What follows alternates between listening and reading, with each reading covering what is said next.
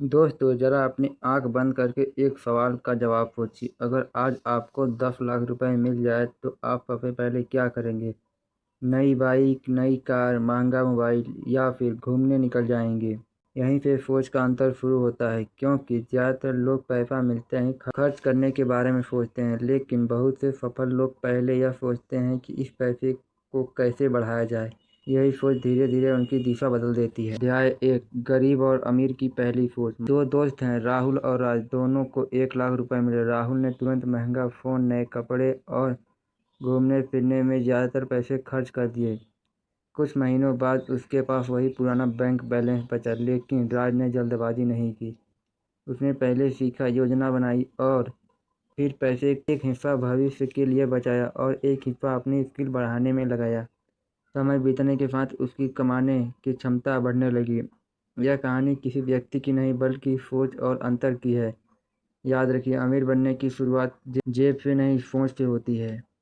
वे हर खर्च से पहले खुद से पूछते हैं, क्या यह चीज़ मुझे आगे बढ़ाएगी या सिर्फ कुछ समय तक की खुशी देगी?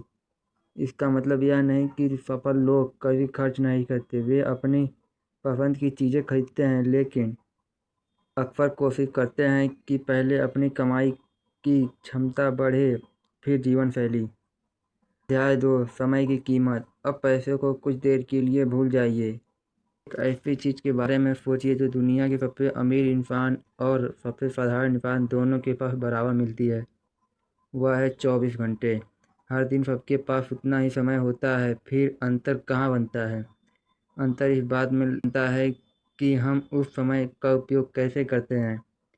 कल्पना कीजिए कि हर सुबह आपके खाते में 86,400 रुपये आते हैं, लेकिन शर्त यह है कि जो रात तक बचा रहेगा वह हमेशा के लिए खत्म हो जाएगा। शायद नहीं। अब सोचिए, हर दिन हमें 84,400 सेकेंड मिलते हैं, लेकिन हम उनमें से कितने सेकेंड सच में अपने भविष्य के लिए खर्च करते हैं?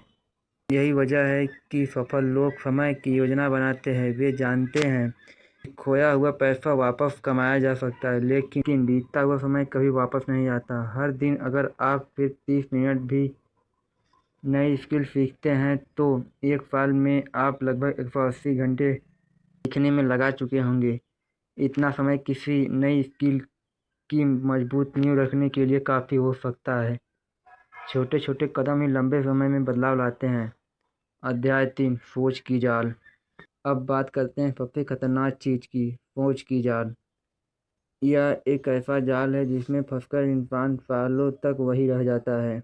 वह समय को टालता है। अभी समय नहीं, मेरे बस की बात नहीं, अगर मैं असफल हो गया तो मेरी किस्मत खराब है।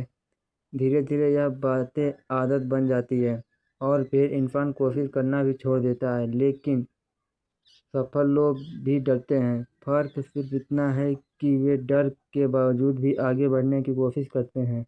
वे अपनी गलतियां से सीखते हैं। वे यह नहीं सोचते कि मैं सब जानता हूँ।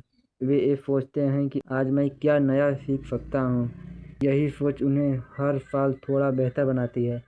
अगर आपको भी अपनी ज़िंदगी बदलनी है तो सबसे पहले अपनी सोच बदलनी होगी।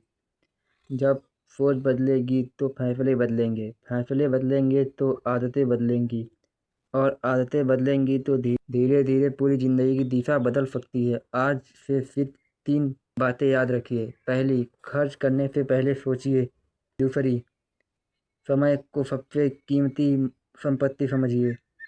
तीसरी, उन बहानों को पहचानिए जो आपको आगे बढ़ने से रोकती हैं। हो सकता है बदलाव आज न दिखे, लेकिन आप लगातार सही दिशा में चलते रहे तो आगे आने वाले वर्षों में वही छोटे फैसले आपकी सबसे बड़ी ताकत बन सकती है।